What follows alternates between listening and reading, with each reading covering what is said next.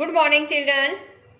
मेरे channel online study hub में आपका स्वागत है। प्यारे बच्चों, आज हम फोर्थ क्लास के विषय परिवेश अध्ययन की पाठ्य पुस्तक झरोखा का पाठ 1 परिवार कल और आज को रीड करना सीखेंगे और साथ ही इसमें आने वाले क्वेश्चंस को लिखना सीखेंगे।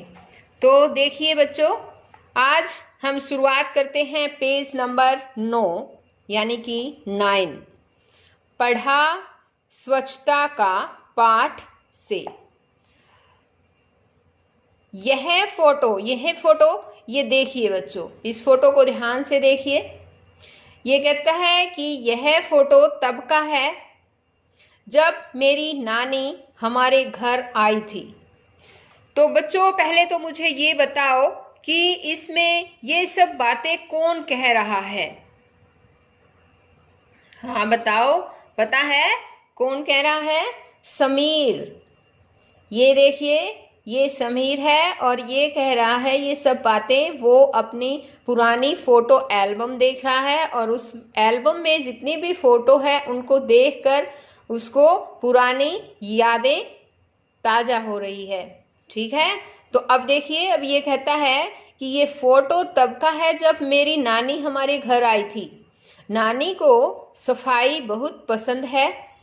नानी ने बताया था कि शारीरिक विकास के लिए बीमारियों से बचना और स्वस्थ रहना बहुत जरूरी है। इसके लिए शरीर की साफ सफाई रखनी चाहिए। खाना खाने से पहले और बाद में हाथ अच्छी तरह धोने चाहिए। समय समय पर नाखून काट लेने चाहिए। हर रोज नहाना चाहिए। शौच के बाद साबुन से हाथ अवश्य धोने चाहिए। अपने शरीर के साथ साथ घर व पास पड़ोस की सफाई रखनी भी जरूरी है। तो यहाँ पर देखो बच्चों, ये स्वच्छता का पाठ है और ये कहता है कि मेरी नानी को सफाई बहुत पसंद थी। और बताओ बच्चों, सफाई में क्या क्या कहा गया है यहाँ पर? हमें हर रोज़ नहाना चाहिए, अपने शरीर की साफ सफाई रखनी चाहिए। खाना खाने से पहले और बाद में अपने हाथ जरूर धोने चाहिए और हमें समय समय पर नाखून जरूर काट लेना चाहिए। नाखून काटने के लिए एक हफ्ते में एक दिन चूज भी कर सकते हैं, जिस तरह से आप हर संडे अपने नाखून काट सकते हैं। और आगे कहा है इसने कि हर रोज नहाना चाहिए। शौच के बाद साबुन से हाथ धोने चाहिए और अपने शरीर के साथ साथ हमें अपने घर और पास पड़ोस की सफाई का भी ध्यान रखना चाहिए। अब आगे है सोचो और लिखो। इसमें यहाँ पर कुछ क्वेश्चंस दे रखे हैं। पहला क्वेश्चन है, क्या तुम्हारे परिवार के बड़े बुजुर्गों ने भी तुम्हें सफाई संबंधी कोई बात बताई है? लिखो। तो आंसर में लिखेंगे हाँ, उन्होंने बताया है कि खाना खाने से पहले हाथ जरूर धोएं। घर में और बाहर सफाई रखें। कचरे को कचरा पेटी यानी कि डस्टबिन में डालें। अब नेक्स्ट क्वेश्चन है, शौच जाने के बाद साबुन से हाथ धोने क्यों जरूरी है? तो आंसर आएगा, शौच जाने के बाद हमारे हाथों में रोगाणु लगे हो सकते हैं, इन्हें धोना जरूरी होता है।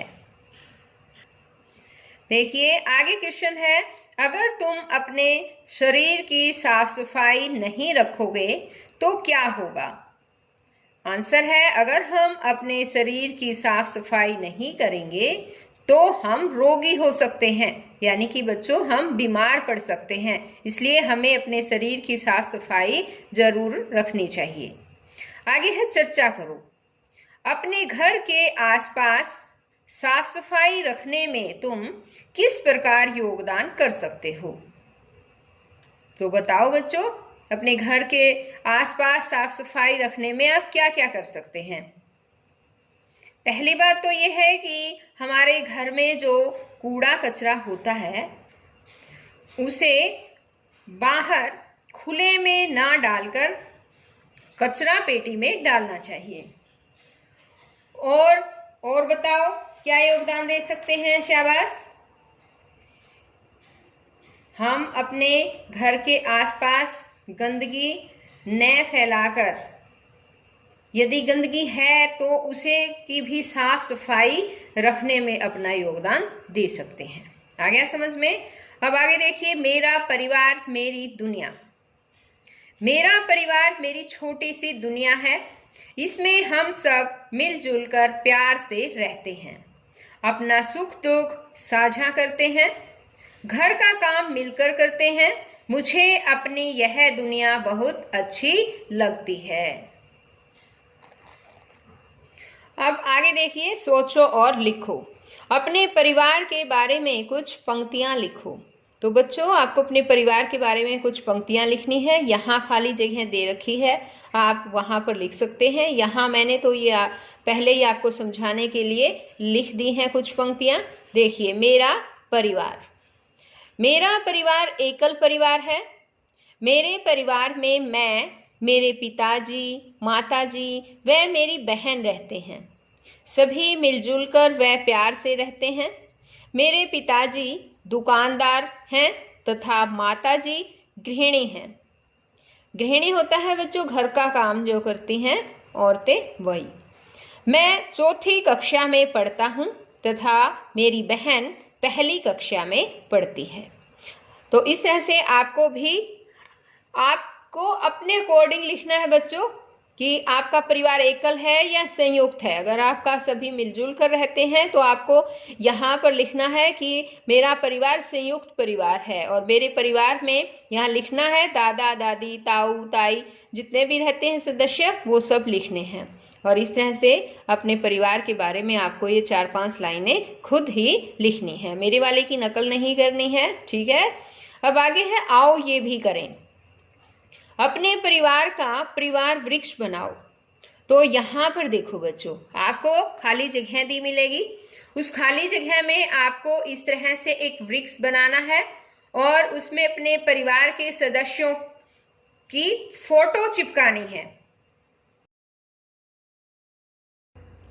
और बच्चों, अगर आप फोटो नहीं चिपका सकते हैं, यानी ये थोड़ी जगह है और आपका परिवार बड़ा है, तो आप इस तरह से उनके नाम भी लिख सकते हैं। इस तरह से परिवार वृक्ष बनाकर, जैसे कि दादा दादी, और घर में है चाचा चाची, पिता माता, और चाचा चाची हैं उनके बच्चे हैं, माता पिता है जो उनके बच्चे हैं। इस तरह से आप यहाँ पर ये सब लिख सकते हैं कि आपके परिवार में कौन कौन है।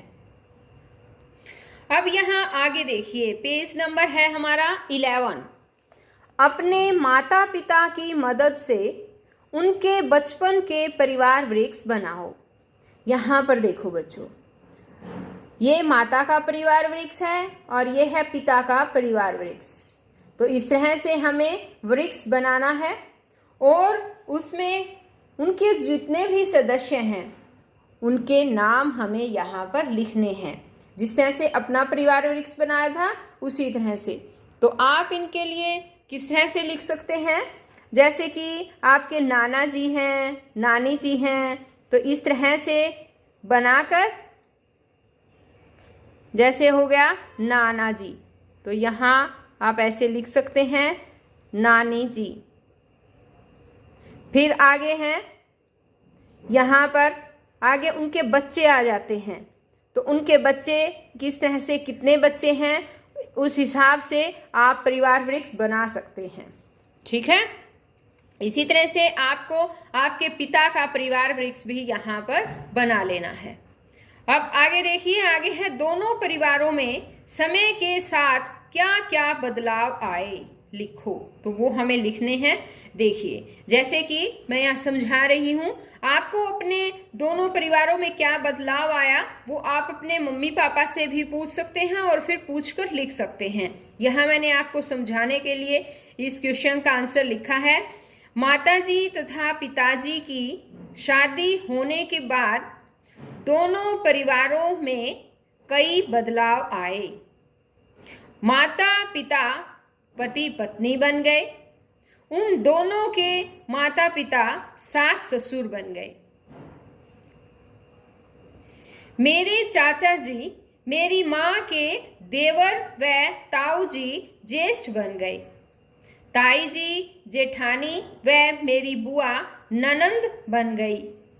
मेरी बहन और मेरे जन्म के बाद और नए रिश्ते पैदा हुए। तो ये तो था समीर के परिवार के अकॉर्डिंग यहाँ पर जो जो बदलाव आए हैं वो यहाँ पर लिख रखे हैं। अब यहाँ देखिए पेज नंबर 12 है, फिंगर पपेट बनाओ और नचाओ। तो बच्चों आपको फिंगर पपेट बनाने आते हैं, कागज से बनते हैं। पहले तो मैं जो ये बना रखा है उसको आपको पढ़ के दिखा रही हूँ और उसके बाद मैं रियल में कागज़ का फिंगर पपेट बनाकर आपको दिखाऊंगी। तो अब देखिए यहाँ दे रखा है कि अपने परिवार के सदस्यों जैसे माँ, पिताजी, बहन, भाई आदि को दर्शाने वाले कुछ फिंगर पपेट बनाओ। आवश्यक सामग्री इसके लिए हमें रंगीन कागज, गोंद, कैंची और रंग ये सब चाहिएगा। तो देखिए जिस तरह से हमारे पास, मैं भी आपको दिखाती हूँ, ये है हमारे पास एक रंगीन कागज और ये है गोंद, ये रही कैंची और ये है कुछ कलर। ठीक है, बस हमें ये फिंगर पपेट बनाने के लिए ये वाला सामान चाहिए। अब देखो इसने कहा है एक चौकोर कागज लो। इस तरह से एक कागज लेना है। फिर इसने कहा है कागज के दो कोनों को मोड़कर शंकु की आकृति बनाओ। ये देखो इसने इस तरह से शंकु की आकृति बना रखी है। आगे इसने कहा है कि कागज के खुले सिरों को गोंद की सहायता से चिपकाओ। तो ये देखो गोंद की सहायता से चिपका रहे हैं, इस तरह से आपको चिपका लेना है। अब आगे है कि अब विभिन्न रंगों से इन पर अलग अलग चेहरे बनाओ। ये देखो अलग अलग चेहरे बना रखे हैं और मैं भी आपको बनाकर भी दिखाऊंगी। अभी तो एक बार ये जो इसने लिख रखा है वो मैं आपको पढ़कर बता रही हूँ। अब देखो ये कहता है इन्हें अपने हाथ की अलग अलग उंगलियों में पहनो और इनकी बातचीत कराओ। ये देखो उंगलियों में पहन लिया ना, कहता है अब इनकी बातचीत कराओ आपस में। अब यहाँ है कि एक खाली पेटी, ये तो अलग से हो गया, बस इसमें पपेट बनाने का काम यहाँ तक था। ठीक है, मैं अभी आपको पपेट बनाकर भी दिखाती हूँ। अब देखिए सबसे पहले तो हमने ये कागज लिया था, उसको हमें कैंची से काटना है। तो यहाँ पर देखो मैंने ये कैंची से एक काट लिया है। चौकोर कागज है पूरा, है ना। इसको अब हमने क्या करना है कि यहाँ से जो ये कॉर्नर है हमें ऐसे फोल्ड करना है एक बार। ये देखिए ऐसे फोल्ड करना है, आ गया समझ में। उसके बाद हमें ये वाला जो हिस्सा है इसके ऊपर फोल्ड करना है इस तरह से। ये देखिए, देखिए समझ में आ गया। इस तरह से यहाँ पर देखो इस तरह से ऊपर, इसके ऊपर इस तरह कर देना है। और अब हमें क्या करना है, यहाँ पर हमें गम लगानी है। गम लगाकर यानी गोंद लगाकर ये हमें इस तरह से चिपकाना है यहाँ से। ठीक है, ये चिपक गया अच्छी तरह से। गम लगा के और हमें चिपका देना है। ये देखिए बच्चों बन गया ना। ये देखो इसमें हम अपनी उंगली भी डाल सकते हैं, है ना। अब हमें क्या करना है, एक कलर लेना है और कलर लेकर इसके ऊपर हमें इसकी आंखें बनानी है। ये देखिए एक हमें यहाँ पर नाक बना देनी है और यहाँ बना देंगे हम इसका मुंह। ये देखिए इस तरह से। ठीक है,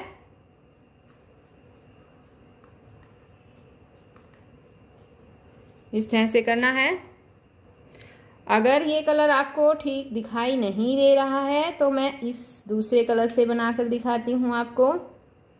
ये देखिए, इस तरह से करना है और ये बन गया है इसका चेहरा। ठीक है, अब इसके ऊपर थोड़ा हम मुकुट भी बना सकते हैं। यहाँ से गर्दन बनाकर कोई भी चेहरा इस तरह से हम दे सकते हैं बच्चों इनको। ठीक है, अब जैसे ये इनके बन गए हाथ और ये हैं, ये देखिए, इस तरह से कोई भी चेहरा आप अपनी पसंद का कोई भी चेहरा बना सकते हैं। ये देखो, है ना।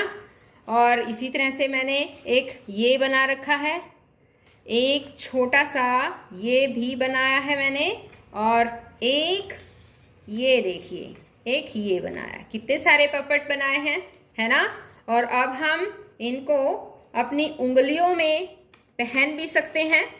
ये देखिए, अब जैसे कि ये है, ये देखो, और एक हम पहन लेंगे, इसे पहन सकते हैं, है ना, और इसको भी पहन सकते हैं। ये देखो, या फिर हम इन दो उंगलियों में पहनेंगे और हम आपस में इनकी बात भी करवा सकते हैं बच्चों। पता है कैसे? अब ये देखो, ये दो हैं, है ना। अब ये है मान लो राम और ये है श्याम। अब राम कहेगा, राम कहता है कि हेलो श्याम, कैसे हो। अब श्याम कहता है मैं बिल्कुल सही हूँ। अब इस पर राम कहता है क्या आपने काम कर लिया है। श्याम कहता है कौन सा। अब राम कहेगा होमवर्क के बारे में कह रहा हूँ कि आपने होमवर्क किया है। अब श्याम कहता है हाँ, मैंने अपना होमवर्क कर लिया है। अब राम कहता है कैसे। अब श्याम कहता है कि मेरी मैडम हर रोज़ बनाए गए व्हाट्सएप ग्रुप पर काम भेजती है और अच्छी तरह से काम करने के बाद मैं व्हाट्सएप ग्रुप में अपना किया हुआ होमवर्क सेंड भी कर देता हूँ। तो फिर अब राम कहता है अच्छा, तो मुझे भी दिखाना, मैं भी उस व्हाट्सएप ग्रुप में जुड़ जाऊँगा और मैं भी हर रोज़ अपना काम करूँगा। तो बच्चों, इस तरह से आप भी पपेट बना सकते हैं और कोई भी अपनी कहानी बनाकर इस तरह से आपस में बात भी कर सकते हैं।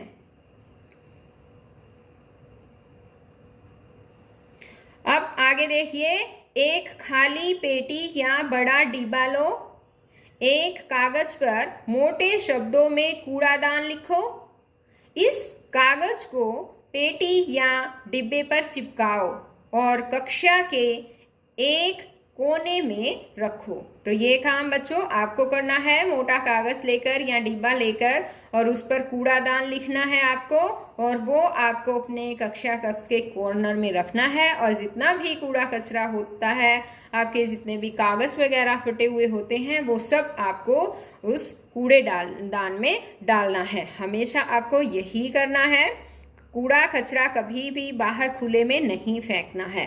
ठीक है, तो बच्चों आज की वीडियो यहीं तक। नेक्स्ट वीडियो में मैं आपको और नेक्स्ट जो लेसन आएगा आपका आपके सिलेबस के अनुसार वो करवाने वाली हूँ। अगर आपने मेरे चैनल ऑनलाइन स्टडी हब को अभी तक सब्सक्राइब नहीं किया है तो बच्चों इसे सब्सक्राइब करें और साथ में दिए बेल आइकन को ज़रूर प्रेस करें। तो बच्चों फिर मिलते हैं नेक्स्ट वीडियो में, तब तक के लिए बाय।